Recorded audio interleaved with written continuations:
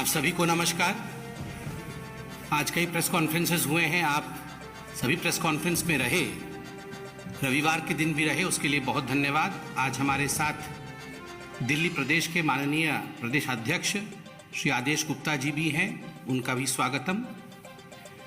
बंधुगण, जिस प्रकार से अरविंद केजरीवाल जी का शासन दिल्ली में रहा, जिस प्रकार से काम नहीं करना और एक माहौल ऐसे बनाना जिससे यह प्रतीत हो कि वो बहुत मेहनत कर रहे हैं, बहुत परिश्रम कर रहे हैं और सिस्टम को सुधारने की कोशिश कर रहे हैं, आज एक उदाहरण के सहित हम उनके इस पोल को खोलेंगे।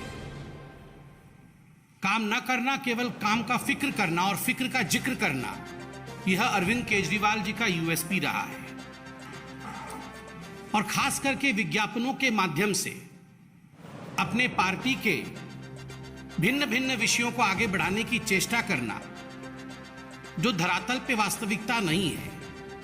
आजकल भी हम टीवी ऑन करते हैं तो पंजाब के आदरणीय मुख्यमंत्री जी को एक एंटी करप्शन हेल्पलाइन के साथ देखते हैं। मुझे याद आता है जब पहली बार दिल्ली सरकार गठित हुई थी 2014 में, तो उस समय अरविंद केजरीवाल जी ठीक इसी प्रकार टीवी में आते थे और कहते थे कि आप में से कोई भी करप्शन को मत सहना, अगर कहीं भ्रष्टाचार होता है तो हम एक फोन नंबर देंगे, आप तुरंत उस पर फोन कर देना, मैं बैठा हूं, मैं पकड़ लूंगा उन लोगों को और सारे भ्रष्ट लोग जेल के पीछे होंगे। उन्होंने किसी को नहीं छोड़ा था। शीला दीक्षित जी के विषय में तो एक अटैची थी उनके पास, वहां से लेके लालू प्रसाद यादव इत्यादि 13 लोगों की लिस्ट भी थी। आज कुछ खुलासा हम तथ्यों के माध्यम से करने वाले हैं। अरविंद केजरीवाल जी अर्थात आम आदमी पार्टी का जो पहला कार्यकाल था दिल्ली में सरकार के रूप में, वह 28 दिसंबर 2013 से 14 फरवरी 2014 तक का था। 8 जनवरी 2014 को आप सभी को याद होगा, एक भ्रष्टाचार विरोधी helpline, anti corruption helpline Arvind Kejriwal ji ने स्वयं लॉन्च किया था। वो नंबर भी आपको याद होगा, बहुत विज्ञापन हुआ था उस नंबर का, 01127357169। यह वो हेल्पलाइन था और दावा किया गया था, अरविंद केजरीवाल जी खुद आते थे टीवी पे, प्रेस कॉन्फ्रेंस इत्यादि के माध्यम से दावा करते थे कि हजारों हजार फोन कॉल्स इस नंबर पे आ रहे हैं और बड़ा विशिष्ट कार्यवाही जो है इस पे होने वाला है। हजारों कॉल्स आ रहे हैं, ये खुद अरविंद केजरीवाल जी ने कहा था। दूसरा कार्यकाल आम आदमी पार्टी का 2015 से 2020 तक था, 2020 तक था। 5 अप्रैल 2015 को पुनः एक नवगठित हेल्पलाइन लॉन्च किया गया था, एक नया नंबर लॉन्च किया गया था and the new number was 1031। और यह जो नंबर था, यह विजिलेंस डिपार्टमेंट, दिल्ली सरकार के विजिलेंस डिपार्टमेंट सतर्कता विभाग के अंतर्गत था कि विजिलेंस डिपार्टमेंट इसके ऊपर एक पैनी निगाह रखेगी और जो भी कॉल्स इसमें आएंगे उस पर कार्यवाही करने का काम विजिलेंस डिपार्टमेंट करेगी, क्योंकि विजिलेंस डिपार्टमेंट इन सारे कॉल्स को एसीबी, एंटी करप्शन ब्यूरो, उस समय विजिलेंस डिपार्टमेंट के अंडर में था, एसीबी के पास भेजेगी। इस पर भी बहुत विज्ञापन हुआ। एक ऐसा माहौल बनाया गया मानो भ्रष्टाचार के खिलाफ बहुत बड़ी लड़ाई लड़ने की चेष्टा अरविंद केजरीवाल जी की है। आपको याद होगा, उसके पश्चात दिल्ली सरकार के सतर्कता विभाग अर्थात विजिलेंस डिपार्टमेंट में से एसीबी चला गया। एसीबी उनके पास नहीं रहा। जब एसीबी उनसे छिन गया तो आम आदमी पार्टी ने प्रेस कॉन्फ्रेंस किया और कुछ आंकड़े रखे। प्रेस कॉन्फ्रेंस के माध्यम से उन्होंने आंकड़े रखा कि ये जो हेल्पलाइन 1031 खोला गया था, उसके माध्यम से जो कॉल आए थे उनकी संख्या 1,25,000 की थी। 1,25,000 calls were received through this helpline, the anti-corruption helpline, that is 1031. And mostly these anti-corruption calls, ये जो भ्रष्टाचार के विरोध जो कॉल्स थे, ये कॉल्स कुछ विभागों की थी जिसमें एमसीडी, पुलिस, परिवहन विभाग और दिल्ली जल बोर्ड सम्मिलित थे। कि इन 4-5 विभागों का बहुत कॉल्स आया है, 1,25,000 कॉल्स आई है। और आम आदमी पार्टी ने प्रेस कॉन्फ्रेंस करके कहा था उस समय कि इसके आधार पर लगभग 152 अधिकारियों को निलंबित अर्थात सस्पेंड किया गया है और 35 अधिकारियों को गिरफ्तार किया गया है। एक आरटीआई का सिलसिला चालू हुआ, राइट टू इंफॉर्मेशन है। लोगों ने जानना चाहा कि वास्तविकता इस नंबर का क्या था, कितने लोगों को वास्तविक रूप से इसमें सजा हुआ। जो दिल्ली पुलिस की आरटीआई की जवाब 13 मई 2015 को दिल्ली पुलिस से यह आरटीआई में मांगा गया कि कितने लोग गिरफ्तार हुए, क्योंकि जो नोडल एजेंसी है कार्यवाही करने की, एफआईआर दर्ज करने की, शिकायत दर्ज करने की, वो तो आप हैं। तो कितने लोग गिरफ्तार हुए, क्या कार्यवाही हुई? तो दिल्ली पुलिस का कहना था कि कुल मिलाकर के 1031 पे 282 कॉल्स मात्र आए और 7 केस दर्ज हुए। गिरफ्तारी किसी की नहीं हुई, मात्र 7 केस दर्ज हुए। Just imagine. आम आदमी पार्टी के प्रवक्ताओं ने, उनके नेताओं ने प्रेस कॉन्फ्रेंस करके कहा 1,25,000 कॉल्स आए, 152 सस्पेंड हो गए, 35 गिरफ्तार हो गए। भारी जुर्म हो गया था इसलिए 35 गिरफ्तार हो गए। किंतु दिल्ली पुलिस ने कहा कुल मिलाकर के 282 कॉल्स आए। डिफरेंस देखिए, 1,25,000 और 282, और केवल 7 केस दर्ज हुए। कोई गिरफ्तार नहीं हुआ, कोई 7 केस दर्ज हुए। ठीक उसी प्रकार स्पेशल सीपी एंटी करप्शन एक विभाग था, उसके जो स्पेशल सीपी थे, स्पेशल सीपी के अनुसार 20 अप्रैल 2015 को उन्होंने कहा कि ये जो 1031 हेल्पलाइन था, इसमें मैक्सिमम 451 शिकायतें आई, 11 मामले दर्ज हुए। 7 से 11 मामले। एसीबी जो एंटी करप्शन ब्यूरो था, उनका मानना था कि 11 मामले दर्ज हुए, पुलिस ने कहा 7 मामले दर्ज हुए।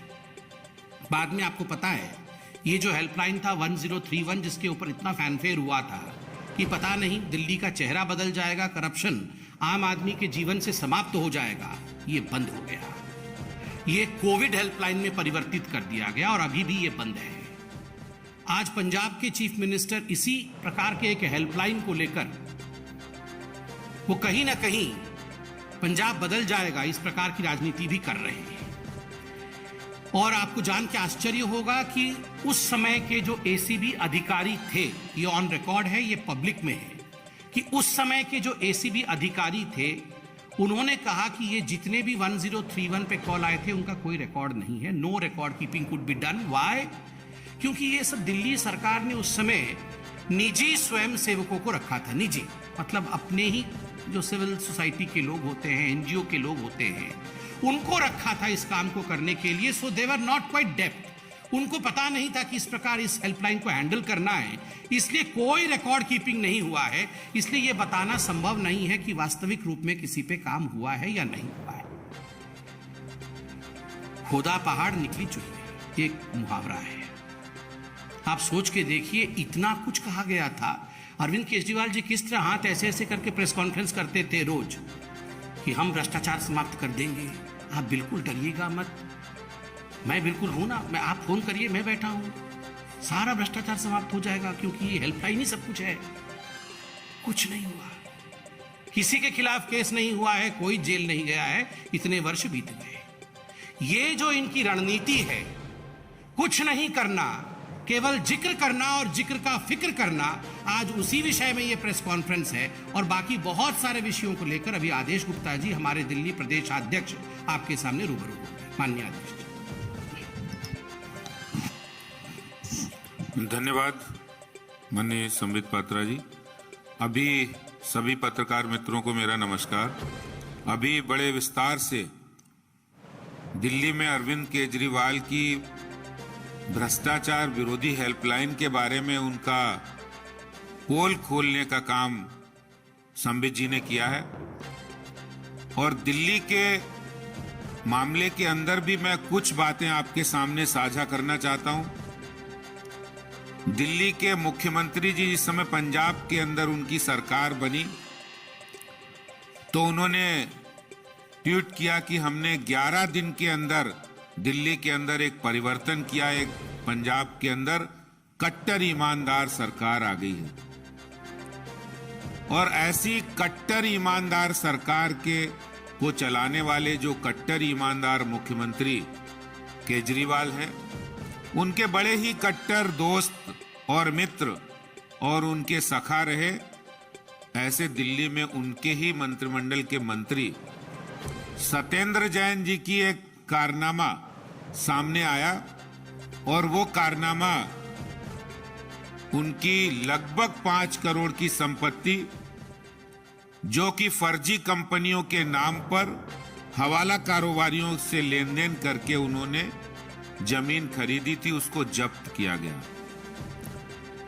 और ये कार्रवाई बहुत नई नहीं है, पिछले 5-6 सालों से उन पर यह कार्रवाई चल रही, उस पर जांच चल रही। और उस जांच के दौरान ये पाया गया कि किस तरह से सरकार का जो वो उपयोग कहते हैं उसको दुरुपयोग कर रहे थे, अपने पद का दुरुपयोग कर रहे थे। किस तरह से दिल्ली के कट्टर ईमानदार मुख्यमंत्री के कट्टर दोस्त और चहेते सत्येंद्र जैन के हवाला कारोबारियों से जो लेन देन था उसमें 16.38 करोड़ रुपया हवाला कारोबारियों से लेन देन किया। और खुद हवाला कारोबारियों ने इस जांच के दौरान बताया, जीवेंद्र मिश्रा, अभिषेक चोखानी, राजेंद्र बंसल। और ये बात यही नहीं रुकी, उसके बाद उन्होंने मंत्री पद रहते हुए 3 कंपनियां जो शेल कंपनी है जिसमें हवाला का पैसा वो लेते थे, Indo metal impacts private limited, Akinchan developers private limited, Prayas info solutions private limited, ये वो कंपनियां हैं जिनको चलाने का काम सत्येंद्र जैन और उनके परिवार के लोग करते हैं। शेल कंपनी है, इसमें जितना उनका नंबर 2 का पैसा हवाला के थ्रू वो लेते थे और इससे करते क्या थे, ये बात भी बहुत जानकारी आपको दे रहा हूं। वो दिल्ली में इससे जमीनें खरीदते थे, क्योंकि सैया भय कोतवाल तो हमें डर काहेगा। खुद मुख्यमंत्री उनके दोस्त है, मुख्यमंत्री जी पूरा शेल्टर दिए है और उनको मंत्रालय भी वो दे रखे, यूडी मिनिस्टर हैं, पीडब्ल्यूडी मिनिस्टर हैं। क्योंकि सड़क कहां से निकलेगी, कहां की जमीन कब महंगी होगी, ये सब अगर किसी को पता है तो वो दिल्ली में सत्येंद्र जैन को पता है। इसलिए उन्होंने किया क्या, इन तीनों कंपनियों के नाम पर दिल्ली के अंदर 123 बीघा जमीन खरीदी, 27.89 करोड़ में, और फिर 200 बीघा जमीन खरीदी। कहां खरीदी? कृषि भूमि खरीदी कराला में, औचंदी, निजामपुर, बुद्धनगर, उत्तर पश्चिम के तमाम इलाके, पल्ला, बख्ताबरपुर।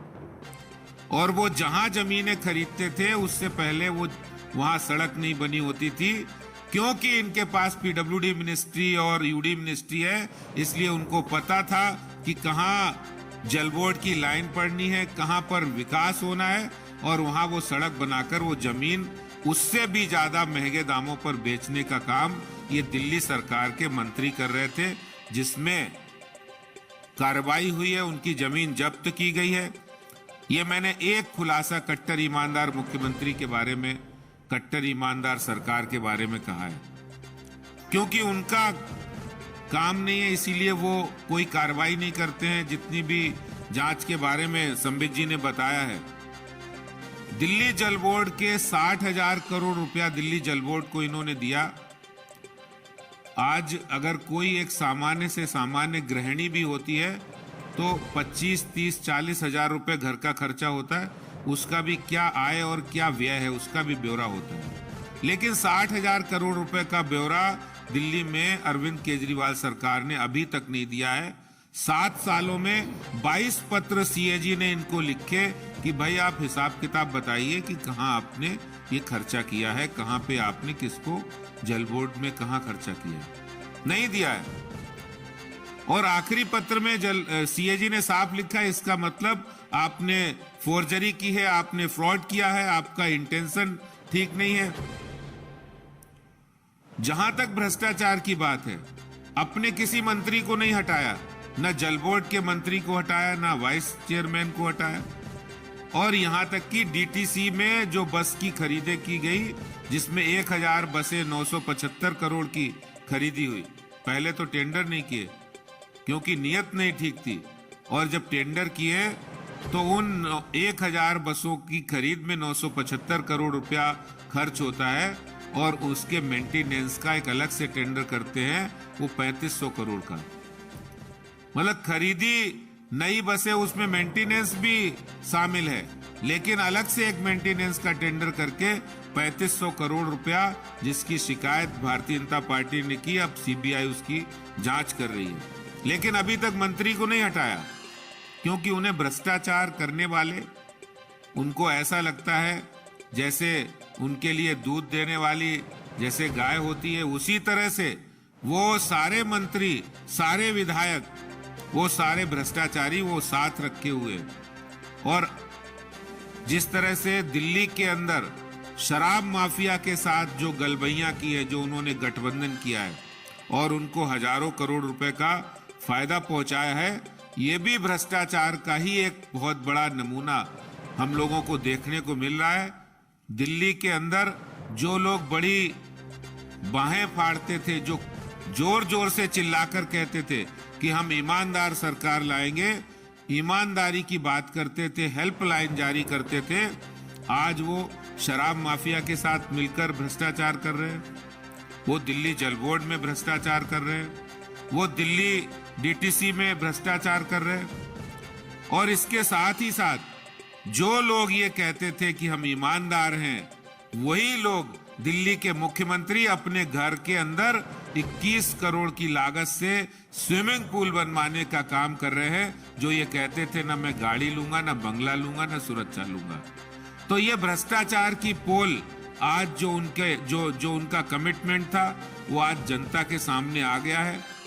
जो उन्होंने वादे किए थे भ्रष्टाचार को समाप्त करने के लिए, बड़े बड़े उनके पास पुलिंदे थे, जिस टैंकर माफिया को वो समाप्त करने के लिए शीला जी के राज में कहते थे इस टैंकर माफिया को समाप्त कर देंगे, वही टैंकर माफियाओं से आज इनके विधायक मंथली ले रहे हैं, और इस जुर्म में इनके एक विधायक जेल भी जा चुके हैं। तो ये इनकी असली कहानी, आज कुछ कहानी आपको मैंने बताई है कि दिल्ली में भ्रष्टाचार विरोधी हेल्पलाइन चलाकर दिल्ली के अंदर, देश के अंदर भ्रष्टाचार के खिलाफ लड़ाई लड़ने वाले आज खुद भ्रष्टाचार कर रहे हैं दिल्ली के अंदर। ये बात मैं आपके बीच कहना चाहता हूं। धन्यवाद। Any questions?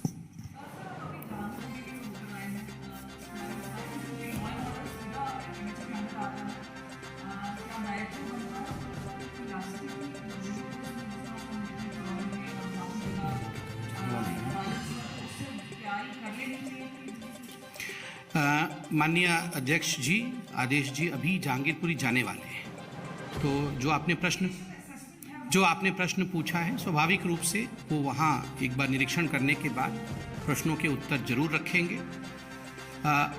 जहाँ तक जहांगीरपुरी का विषय है, अभी इन्वेस्टिगेशंस चल रहे हैं। मुझे लगता है हम सबको इन्वेस्टिगेशंस के नतीजों का इंतज़ार करना चाहिए, मगर साथ में ये भी हम कहना चाहेंगे कि कल जिस प्रकार सोनिया गांधी जी ने एक चिट्ठी लिखा था कई और विपक्ष के नेताओं के साथ मिलकर, जिसमें फारूक अब्दुल्ला भी थे, जिसमें कुछ लेफ्ट के नेता भी थे, यह चिंता का विषय है।